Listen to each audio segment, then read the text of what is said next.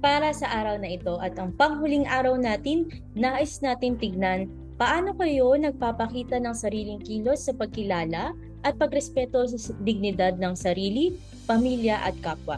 Sa pamamagitan ng paggawa ng isang malikhaing poster, narito ang mga halimbawa ng poster na nagsasaad ng mga kilos sa pagrespeto ng dignidad. Ito ang unang halimbawa.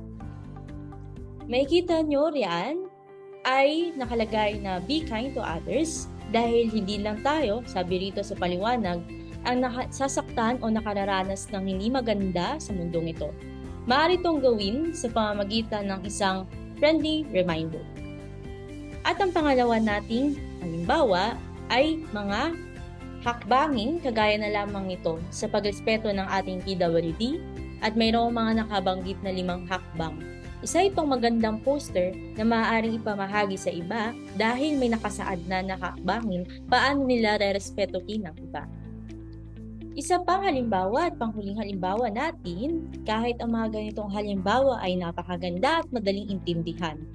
Dahil isa siyang poster na bilang pag-aalala, pagpapaalala at pagpapakita ng usapin ng respeto.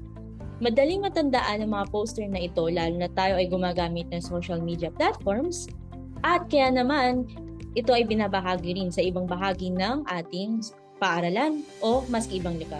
Kaya inyong bahagi ang inyong kakayahan na lumikha ng isang poster. At syempre, bukod sa poster, upang matiyak na tayo mismo ay nagpapakita ng pagpapahalaga sa dignidad, huwag kalimutan gawin ang pagpapatala ng mga kilos na nagsasaad nito para sa sarili, pamilya at kapwa. Halimbawa nito sa sarili ay ang pagkakaroon ng pahinga, maayos na pagkain at maayos na salita para sa sarili.